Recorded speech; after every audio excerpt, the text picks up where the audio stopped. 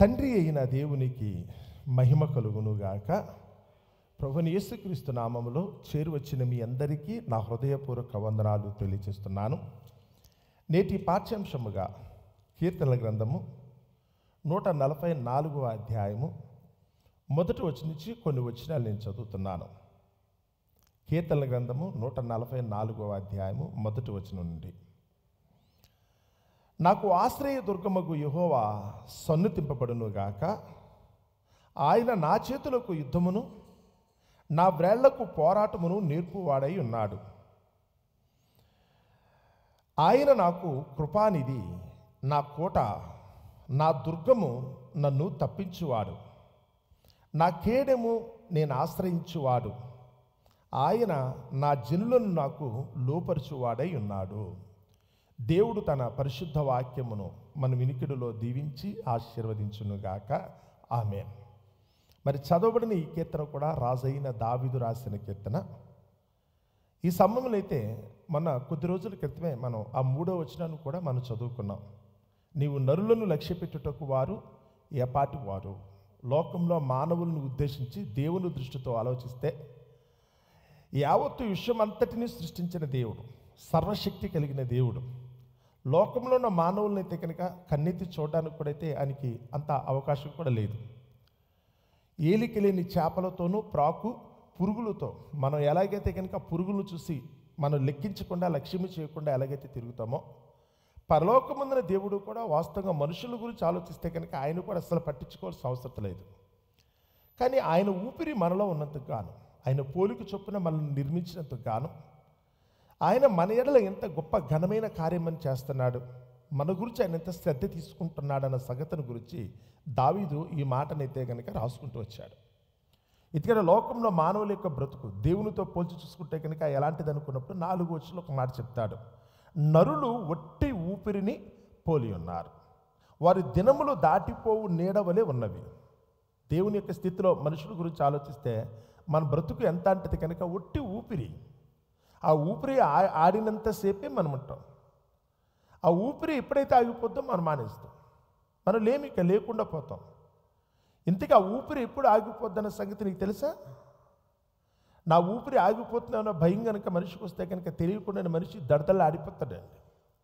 ఏంటి ఎగశ్వాస వస్తుంది, ఏంటి ఊపిరి ఆగిపోతుందా, గుండె దడ పెరిగిపోతుందా, ఏమో నేను చనిపోతానన్న భయం అండి. ఈ శ్వాస మనకైతే కనుక స్వేచ్ఛగా ఆడినంతసేపు మన ప్రేమేం లేకుండానే ఇదే మనం ఊపిరి తీసుకోవటం వదలటం అనేది మనం అనుకుంటే చేసేది కాదు. మనం ఆదమరిచి మత్తుగా పడుకున్నప్పుడు కూడా మనకి తెలియకుండానే ఈ ఊపిరి ఆడుతూ ఉంటుంది. మనిషి జీవితాన్ని గురించి వచ్చినప్పుడు దావీదు చెప్తున్నమాట, ఇది ఒట్టి ఊపిరి. ఈ ఊపిరి ఉన్నంతసేపే మనిషి అయితే కనుక బ్రతుకున్నట్లు లెక్క. కానీ నేను ఊపిరిని అన్న సంగతిని మనిషి మర్చిపోయి తానేదో గొప్పోడు అనుకున్నట్టుగా ఈరోజు లోకంలో మనుషులైతే కనుక చాలా గొప్పగా ఆడంబరంగా డంబంగా ప్రవర్తించడానికైతే కనుక చాలామంది ప్రయత్నిస్తూ ఉంటారు. నేనేదో గొప్పోడిని కదా అని చెప్పడానికైతే ప్రయత్నిస్తారు. ఏదో నా ఒంట్లో బలం ఉంది, నా మొహం మీద అందం ఉంది, జేబులో డబ్బులు ఉన్నాయి, నాకు పదవి ఉంది, నాకు పెద్ద ఉద్యోగం ఉంది, లోకంలో పలుకుబడి ఉంది, నా వెనకాల బంధుబలగం ఉంది, ఇది ఇన్ని చెప్పుకుంటారు. కానీ ముందు ఇవన్నీ నీకు పనికిరావాలనుకుంటే ముందు నీ ఒంట్లో ఏముండాలి? ఆ ఊపిరి ఉండాలి. ఇవన్నీ తర్వాత ఇవన్నీ ఉన్నా లేకపోయినా మనిషి బ్రతుకుతాడు ఆ ఊపిరి ఉంటే. ఆ ఊపిరే లేకపోతే వీళ్ళందరూ ఏమవుతారు? నీ ఊపిరి ఆగిపోయిన రోజున నీ బంధు బలగమంతా నీ చుట్టూ చేరి ఇలా గట్టిగా కౌగిలించి పడుకుంటారా ఏంటి? నీ ఊపిరి ఆగిపోయిన రోజున నువ్వు సంపాదించుకున్న ఆస్తిపాస్తులన్నీ నీవవుతాయా ఏంటి? క్షణంలోనే నువ్వు చనిపోయిన మరుక్షణమైతే కనుక నువ్వు సంపాదించుకున్నదంతా కూడా ఎవరికి వాళ్ళు పంచుకుంటూ పోతారు. నిన్ను తీసుకెళ్ళి ముందైతే కనుక కాల్చటమో లేకపోతే కనుక గొయ్యి తీసి కప్పెట్టేయటమో ఏదో చేస్తారు. తర్వాత నీకున్నవన్నీ వెళ్ళిపోతే ఇక నిన్నెవరు గుర్తుపెట్టుకునే పరిస్థితి ఉండదు. నీ ఒంట్లో ఊపిరి ఉన్నంతసేపే నీకంటూ ఒక ఉనికి, నీకంటూ ఒక గుర్తింపు, నీకంటూ లోకంలో ఒక విలువ. ఆ ఊపిరే లేకపోతే కనుక నీ అందమైన శరీరాన్ని కూడా ఎవడో మొహం చూడు. ఆ ఊపిరే లేకపోతే కనుక నీ బలమైన శరీరాన్ని కూడా ఎవరు ఆశించరు. ఆ ఊపిరే లేకపోతే కనుక నీకున్న పదవి ఉండదు, నీకున్న ఉద్యోగం ఉండదు. ఆ ఊపిరి గురించి చెప్తున్నాడు. ఎవరిదా ఊపిరి? ఈరోజు మనం శ్వాసిస్తున్నాం అనుకుంటే కనుక ఊపిరి ఆడుతోంది అనుకుంటే కనుక ఎవరిది అనుకున్నప్పుడు సృష్టి ప్రారంభంలోనే ఆదికాండం 2వ అధ్యాయం చదువుతున్నప్పుడు దేవుడు చెప్తున్నాడు, దేవుడైన యెహోవా నేలమంటితో నరుని నిర్మించి వాని నాసికా రంధ్రములో జీవవాయువును ఊదగా నరుడు జీవాత్మ అయింది కదా. మన నాసికా రంధ్రములో ఈరోజు ఆడుతున్న ఊపిరి దేవుడైతే కనుక ప్రవేశపెట్టింది. ఆ దేవుడు ఊదిన ఊపిరిని బట్టే ఈరోజు మనమందరం కూడా జీవము కలిగి చెల్లిస్తున్నాం. కాదనటానికి ఏముండదండి. లోకంలో మనిషి పుట్టుకును పుట్టి ఎలా పుట్టాడని చెప్పడానికి చాలామంది ఎంతోమంది ఎన్నో విధాలుగా ప్రయత్నాలు చేశారు. తమ కొంత సొంత తెలివితేటలు బట్టో కవిత్వాలను బట్టో మనిషి ఇలా పుట్టుంటాడని చెప్పి చాలామంది ఎన్నెన్నో రకాలుగా అయితే కనుక కథలు కల్పితాలు చాలా చెప్పారండి. ఎందుకంటే కనుక వాళ్ళ ఊహకు తగినట్టుగా వాళ్ళు ఏదో రాసుకుందన్న ఉద్దేశంతో. కానీ దేవుడే స్వయంగా చెప్తున్నమాట, నేలమంటితో నరుని నిర్మించారు, వారి నాసికా రంధ్రములో జీవవాయువును ఊదారు కదా. అది జీవించే వాయువు, నువ్వు అనుకున్నట్టు కాదు. ఏదో ఆక్సిజన్, కార్బన్ డైఆక్సైడ్, నైట్రోజన్ వీటి గురించి కాదు. బ్రతికేది, మనిషిని బ్రతికించే వాయువు అది. ఆ దేవుడైతే కనుక ఈ ఊపిరిని లోపల పెట్టినంతసేపే, ఈ శరీరంలో ఆడుతున్నంతసేపే మనమంటూ ఉనికి కలిగి ఉంటాం. ఇలాంటి ఒట్టి ఊపిరి అయిన మనం దేవుని యొక్క చిత్తాన్ని గ్రహించకుండా, ఆ సర్వశక్తిని యొక్క విలువేంటో మనకు అర్థం కాకుండా ఈరోజు లోకంలో మనుషులైతే కనుక చేయకుండా పనులు చేస్తున్నారు. దేవుని కంటే తమను తాము గొప్పగా చేసుకోవడానికైతే కనుక ప్రయత్నం చేస్తున్నారు. లీడర్షిప్ అంటారు కదా, అందరి మీద నాయకత్వం వహించటం. అందరికంటే నేను విన్నా కదా, నా చెప్పు చేతల్లోనే మీరందరూ ఉండాలి, నేను చెప్పినట్టే మీరు వినాలని చెప్పి చాలామంది ఈరోజు అహంకారంగా ప్రవర్తించే వాళ్ళు ఉన్నారు. అందరూ నా ఏలుబడిలో ఉంటారని అనుకుంటున్నారే కానీ ఇంతకీ ఆ ఏలుబడిలో ఉంచుకునే వ్యక్తి ఎవరి ఏలుబడిలో ఉన్నాడు? దేవుని చేతిలో ఉన్నాడు. అందరూ కూడా నా గుప్పిట్లో ఉండాలని కోరుకున్నారు కానీ నువ్వెవరు గుప్పిట్లో ఉండాలని నువ్వు గుప్పిట్లో ఉన్నావు నీకు తెలుసా? నువ్వు దేవుని గుప్పిట్లో ఉన్నావు. ఆయన ఎప్పుడు నీ ఒంట్లో నువ్వు ఊపిరిని తీసేస్తానో తెలియదు. నీ ఊపిరి ఎప్పుడు వెళ్ళిపోతుందో తెలియదు. ఒట్టి అలకనగా ఉన్నారు కదా అంటాడు. వారి గాలి కంటే కూడా ఊపిరి కంటే ఒట్టి అలకన ఎప్పుడు పోతుందో ఎప్పుడు ఉంటుందో కూడా తెలియదు. ఇలాంటి మనుషులు ఎందుకు ఇంత అహంకారంగా ఉన్నారు? ఎందుకు ఆ ఊపిరి పోస్తున్న దేవుని ఎందుకు లక్ష్యం చేయట్లేదు? నా జీవితం ఎప్పుడు అయితే కనుక ఆగిపోద్దన్న సంగతి ఎందుకు మర్చిపోతున్నారు? నా ఊపిరి ఆగిపోయిన రోజున నేనే ఉండనన్న సంగతి తెలిసి ఆ ఊపిరిని కాపాడుకోవటం కోసం, ఆ ఊపిరి అంటే పరోక్షంగా ఎవరు? దేవుడు అని అర్థం. ఆ దేవుడు నీలో ఉన్నంతసేపు, ఆయన ఊపిరి ఉన్నంతసేపే కదా నా ప్రాణం, నా బ్రతుకు, నా జీవితం. కాబట్టి ఆ ఊపిరిని కాపాడుకోవడం కోసం అయితే నేను ఎల్లప్పుడూ కూడా ఆ దేవుడిని ఎందే భయభక్తులు కలిగి ఉండాలన్న ఆలోచన మనుషులకి ఎందుకు రావట్లేదు?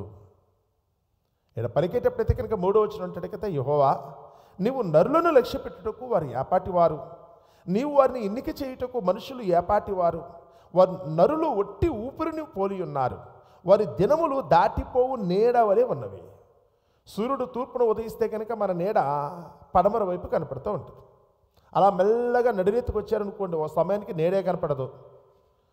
ఒకవేళ కనుక కరెక్ట్గా నడినెత్తిన కనుక సూర్యుడు ఉన్నాడనుకుంటే కనుక మన మీద మన నీడ మనకింత కాళ్ళ కిందకు వస్తుందండి. మళ్ళా అటువైపు కనుక పడమర వైపు పొంగుతుంటే సూర్యుడు మెల్లగా మనకు నీడ కనపడుతూ ఉంటుంది.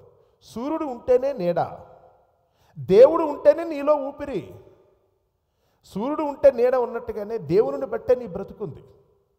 ఇది గ్రహించు.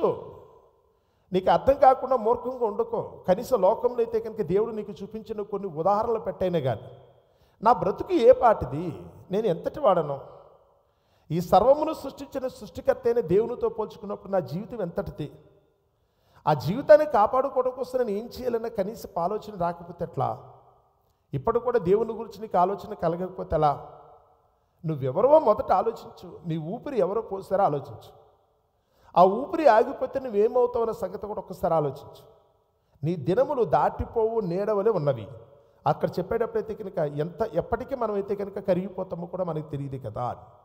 ఇది గమనించిన దావీదు, ఇది అర్థం చేసుకున్న దావీదు ఈరోజు మన మొదటి మాట దగ్గరికి వస్తే, నాకు ఆశ్రయ దుర్గమగు యెహోవా సన్నుతింపబడును గాక, ఆయనే నా చేతులకు యుద్ధమును నా వ్రేళ్లకు పోరాటమును నేర్పువాడై ఉన్నాడు కదా.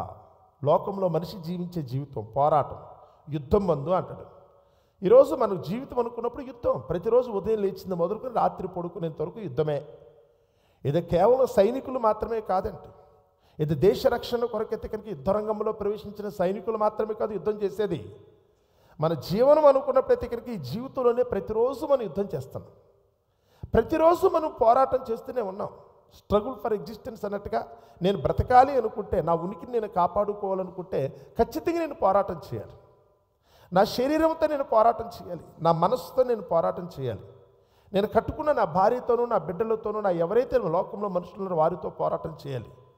ప్రతిరోజు కూడా నేను భోజనం సంపాదించాలనుకుంటే కనుక నేలతో నేను పోరాటం చేయాలి.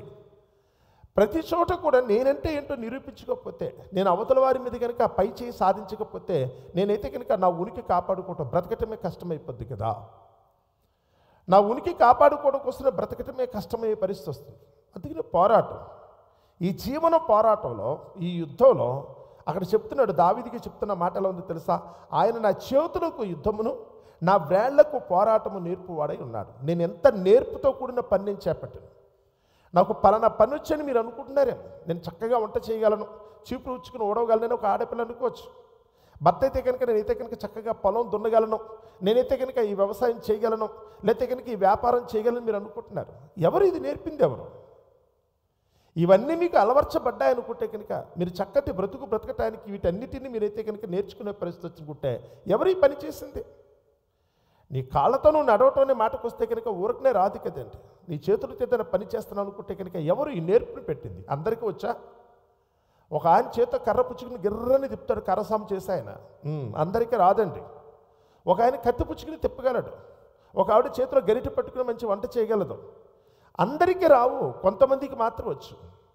మిగతా వారికి రానివి నీకు ఈరోజు వచ్చినవి అనుకుంటే కనుక ఎవరు ఇది నేర్పింది? ఇప్పుడు కీబోర్డు వాయిస్తున్నాడు నాని అనుకుంటే కనుక అందరూ వాయించేస్తారా? ఆ నేర్పు వాడికే వచ్చింది. ఎవరు నేర్పించినట్టు? నీకు లేనిది అక్కడికి వచ్చింది అనుకుంటే అది ఎవరి కృప? ఇక్కడ కూర్చున్న మీరందరి దగ్గరికి వచ్చినప్పుడు కూడా ఒక్కొక్కరు ఒక్కొక్క విషయంలో పరిణితి చెందినవారు. మీరందరూ కూడా ఒక్కొక్క విషయంలో అయితే కనుక విద్వాంసులుగా ఉన్నారు. ప్రతి ఒక్కరిది ఒక స్పెషాలిటీ. మిగతా వాళ్ళకి లేని ప్రత్యేకత దేవుడు నీకు ఇచ్చాడనుకుంటే ఎవరిచ్చింది? దావీదు గారు మాత్రమే అందంగా సితారా వాయించేవారట, శ్రావ్యంగా. ఆయన మాత్రం వాయించేవారు. అందుకని చమత్కారముగా వాయించగల కెపాసిటీ ఉందంటే దావీదు గారికి. అదే సమయంలో అయితే కనుక కత్తిపుచ్చుకుని యుద్ధరంగానికి వెళితే రోజుకు 10,000 మందిని ఓడించగలిగిన సామర్థ్యం కూడా ఉంది, మిగతా వాళ్ళకి లేదు. ఇవన్నీ కలిగిన దావీదు ఏమంటాడంటే కనుక మిగతా వారికి రాని ఈ సామర్థ్యం నాకు వచ్చింది అనుకుంటా, మిగతా వాళ్ళు లేని నైపుణ్యం నా దగ్గర వచ్చిందనుకుంటే ఇది కేవలం నేర్పింది ఎవరు? ఆ దేవుడు నేర్పాడు కనుకనే ఈ గొప్ప. నేను కూర్చున్న మీ అందరి దగ్గరికి వచ్చినప్పుడు కూడా కొంతమంది అందంగా కనపడతారు. మీరు అనుకుంటే మీ మొహాన్ని మీరు చెక్కుకోలేదండి. మీ మొహాన్ని చెక్కి పంపించింది ఎవరు? మీ ఒంట్లో బలం పెట్టింది ఎవరు? మీరింత హైటో లేకపోతే ఈ కలరో ఉండాలని నిర్ణయించింది ఎవరు? మీ ఒంట్లో ఆరోగ్యాన్ని డిసైడ్ చేసేది ఎవరు?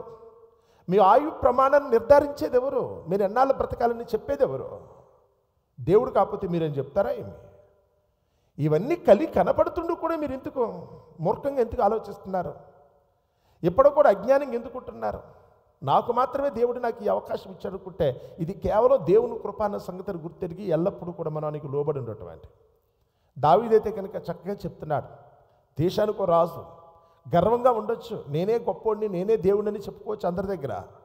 కానీ దేవుని ఎరిగిన వాడిగా, దేవునికి ఇష్టానుసారుడైన మనుషుడిగా పిలిపించుకున్న దావీదైతే మాత్రం ఇది నా సొంత గొప్ప కాదు, ఈరోజు నేనంటూ ఈ స్థితిలో ఉన్నాను అనుకుంటే కేవలం దీనికి అంతటికి కర్త, నన్ను సృష్టించిన నా సృష్టికర్త అయిన దేవుడు కదా.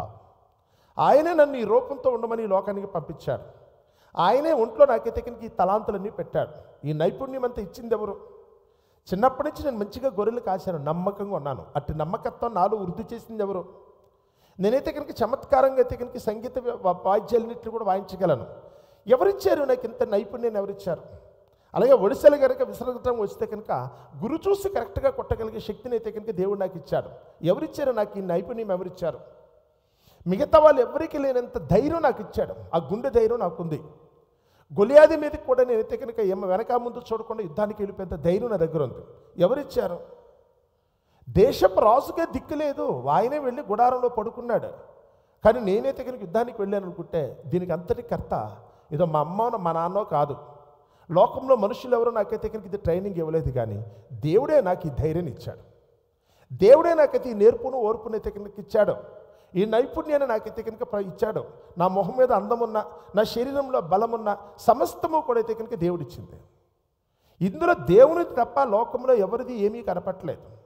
ఉన్నదాన్ని వినియోగించుకోవటం వరకు నాకు తెలిసిన వివేకమే తప్ప దేవుడు నాకు ఇచ్చిందని ఎలా ఉపయోగించుకోవాలని నేను అనుకోవటమే కానీ వాస్తవంగా అయితే కనుక ఎంత సమకూర్చి పెట్టిందంటే దేవుడు కదా. కాబట్టి ఆ దేవునికి నేను ఎల్లప్పుడూ కూడా లోబడి ఉంటాను, ఆ దేవుడిని నేను ఎల్లప్పుడూ కూడా స్తుతిస్తాను కదా అంటున్నాడు. ఆయన నా చేతులకు యుద్ధమును నా వేళ్లకు పోరాటమును నేర్పువాడై ఉన్నాడు. ఆయనే నాకు కృపానిధి, నా కోట, నా దుర్గము, నన్ను తప్పించువాడు, నా కేడము నేను ఆశ్రయించువాడు. ఎంతగా అంటే కైనదానికి నా భార్యని ఎలా లోబర్చుకోవాలని చాలామంది జుట్టు పీక్కుంటున్నారండి ఈరోజు. నా భర్తను చెంగుని ఎలా కట్టుకోవాలనే ఉద్దేశంతో చాలామంది ప్రయత్నం చేస్తున్నారు. నా పిల్లలు నా మాట వినేటట్టుగా ఎలా ఉంటారని చాలామంది అనుకుంటున్నారు. నా తల్లిదండ్రుల కోసమైతే కనుక ఎలా ఉండాలి, వాళ్ళు ఒప్పించగలని చెప్పి చాలామంది పిల్లల ప్రయత్నం. కనీసం భర్తను లోపరుచుకోవడం తెలియదు, భార్యని ప్రేమించడం తెలియదు, పిల్లల్ని ఏ విధంగా సంస్కరించుకోవాలో తెలియదు, తల్లిదండ్రుల యొక్క మన్నను ఎలా పొందాలో తెలియదు. లోకంలోనండి అందరికీ విరోధంగా, అందరికీ దూరంగా బ్రతుకుతున్న వాళ్ళు చాలామంది ఉన్నారు. రోజు కలహమే, రోజు కొట్లాటే, ఎక్కడా కూడా ఈరోజు నెమ్మది లేని పరిస్థితి. కానీ దావీదు ఏమన్నాడు తెలుసా? నేననుకుంటే నా భార్య నన్ను ప్రేమించదు, నేననుకుంటే కనుక నా భర్త నాకు లోబడి ఉండడో, నేననుకుంటే కనుక నా పిల్లలైతే నాకు ఏదో చేదోడు వాదోడు ఉండే పరిస్థితి కాదు, నేననుకుంటే కనుక నా తల్లిదండ్రులు అయితే నన్ను ప్రేమించే పద్ధతి కాదు. నా తల్లిదండ్రులు నన్ను ప్రేమించాలనుకున్నా, నా పిల్లలు నాకు లోబడి ఉండాలనుకున్నా, నా భర్త అయితే కనుక నేను చెప్పింది చేయాలనుకున్నా, నా భార్య అయితే కనుక నన్ను ప్రేమించాలనుకున్నా, ముందు దీనికి అంతటి కర్త ఎవరు? దీనికి అంతటి కర్త అనుకున్నప్పుడు సింగిల్ వర్డ్ ఆయన ఏమన్నాడు చూడండి అక్కడ, ఆయన నా జనులను నాకు లోపరుచువాడై ఉన్నాడు. ఈరోజు మనుషులకి నెమ్మది లేకుండా పోయింది. మీసాలు పెద్దవండి, బాడీ కూడా పెద్దతే, ఒళ్ళు పెరిగింది చాలామందికి, కానీ అదే చిత్రమో తెలియదు. ఇంట్లోకి వెళ్తే కానీ కనీసం భార్య మధ్యలో చొక్క కూడా ఇవ్వదు, పిల్లలు కూడా చెప్పిన మాట వినరు. ఊరంతటి గెలిచి వచ్చేవాళ్ళు చాలామంది ఉన్నారు, ఊరందరికీ నీతులు చెప్పేవాళ్ళు చాలామంది ఉన్నారు, కానీ ఇంటికి వస్తే కనుక వాళ్ళు పిల్లిలా ఉండాల్సిన పరిస్థితి. కానీ దావీదు ఏమన్నాడు తెలుసా? నా జనులను నాకు లోపరచడం కూడా ఎవరు చేస్తారో తెలుసా? నా భార్య నా మాట వినేటట్టుగా, నా బిడ్డలైతే కనుక నాకు లోబడి ఉండేటట్టుగా, నా తల్లిదండ్రులు నన్ను ప్రేమించేటట్టుగా, లేకపోతే నా స్నేహితులు అనుకున్నా, నా తోబుట్టులు అనుకున్నా, అందరూ కూడా నా ఎడల మన్నన కలిగి ఉండేటట్టుగా నాకు లోపరిచే దేవుడు ఉన్నాడు. ఆయనే ఏదైనా చేయగలడు. నా ఒంట్లో ఊపిరి పోసినది మొదలుకొని ఈరోజు వరకైతే కనుక లోకంలో ఉన్నప్పుడైతే కనుక అందరిని నాకు అనుకూలపరిచేవాడు కూడా దేవుడే. సామెతల గ్రంథంలో సొలొమోను ఈ మాటను బట్టి అక్కడ చెప్తున్నాడు, ఒకని ప్రవర్తన దేవునికి ఇష్టంగా ఉంటే, ప్రీతికరమైనప్పుడు వాని శత్రువులను కూడా దేవుడు ఏం చేస్తారట? మిత్రులుగా మారుస్తాడు. ముందు నీ ప్రవర్తన కనుక దేవునికి ఇష్టంగా ఉన్నట్టయితే కనుక నీ శత్రువులు కూడా నీకు ఇష్టలైపోతారు. నీ భార్య నీకు ఇష్టంగా ఉంటుంది, నీ భర్త నీకు ఇష్టంగా ఉంటాడు, నిన్ను ప్రేమించేటట్టు ఉంటారు, నీ పిల్లలు నీకు లోబడతారు, నీ తల్లిదండ్రులు నీకైతే కనుక ప్రేమాప్యతలు పంచుతారు, నీ అన్నదమ్ముల దగ్గరికి వచ్చినప్పుడు వాళ్ళు నీకు చేదోడు వాదుడుగా ఉంటారు. ముందు నీ ప్రవర్తన దేవునికి ఇష్టంగా ఉండాలి. నేను దేవునికి నేను అప్పగించుకున్నాను కనుక అందరూ కూడా నన్ను మన్నన చేస్తున్నారు అన్నాడు. ఇది దేవుడే చేశారే తప్ప నా వల్ల కాదు, ఏ మనిషి కూడా ఈ పని చేయలేరు అనేది ఇది దావీదు యొక్క వాదన.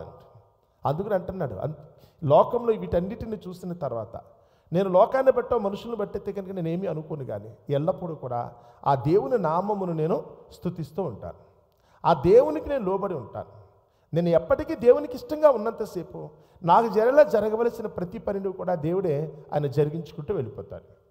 అది నాలో పోసిన ఊపిరి మొదలుకు నాకు అప్పగించిన జనుల దగ్గరికి వచ్చిన, నాకు ఇచ్చిన లోకంలో ఉన్న తలాంతుల దగ్గరికి వచ్చినప్పుడు కూడా ప్రతి విషయంలో కూడా దేవుడైతే కనుక తగిన విధంగా నాకు సహాయం చేస్తాడని చెప్పి ఆయనైతే కనుక దేవుని ముందు ఆయన సాష్టాంగపడ్డాడు. ఈరోజు నీ దగ్గరికి వచ్చినప్పుడు కూడా దేవునికి మీరు లోబడండి. ముందు మీరు దేవునికి లోబడితే లోకమంతా కూడా మీకు లోబడేటట్టుగా దేవుడు చేస్తాడు. మీరు దేవునికి లోబడితే కనుక మీరు చదువు చేసే నేల, వ్యవసాయం చేసే నేల మీరు చెప్పినట్టు ఉంటుంది. ముందు మీరు దేవునికి లోబడితే కనుక లోకంలో ఉన్న మనుషులు ఎవరైతే ఉన్నారో మీరు చెప్పినట్టుగా వింటారు. ముందు మీరు దేవుని కనుక లోబడినట్లయితే నీ కుటుంబం నువ్వు చెప్పిన మాట ఉంటుంది. మీరు దేవునికి లోబడకుండా మీరు వ్యతిరేకంగా ఉన్నారనుకోండి, ఆయన మీద తిరుగుబాటు చేశారనుకోండి, పరిస్థితులన్నీ మీకు తిరుగుబాటు చేసినటువంటి, అన్నీ మీకు విరోధంగా మారిపోతాయి. మొదట మీరు దేవునికి ప్రాధాన్యం ఇవ్వండి, లోకంలో కూడా మీకు ప్రాధాన్యం దక్కేటట్టుగా దేవుడైతే కనుక అవతల వారి మనస్సులను మారుస్తాడు. ఇగో ఇదే చెప్తున్నాడు దావీదు. విన్న మనమందరము కూడా వ్యక్తిగతంగా మనకేదో ఉందని చెప్పి మిడిసిపడేటట్టు కాకుండా ఇవన్నీ సమకూర్చిన దేవునికి నేను వినయపూర్వకంగా నమస్కరించాలనే సంగతిని గుర్తెరిగి ఆయన ఎడల విధేయతతో బ్రతకటానికి, ఆయన కృపను ఆశ్రయించడానికి, ఆ దేవుని చిత్తాన్ని బట్టి లోకంలో ఉన్నంతసేపు కూడా మనకిచ్చిన ఈ కొద్ది జీవిత కాలంలో నెమ్మదిని, సంతోషాన్ని పొందుకోవటానికి మనందరూ కూడా ప్రయత్నిద్దాం. అట్టి కృప దేవుడు మనందరికీ దయచేయునుగాక. ఆమేన్. ప్రార్థన.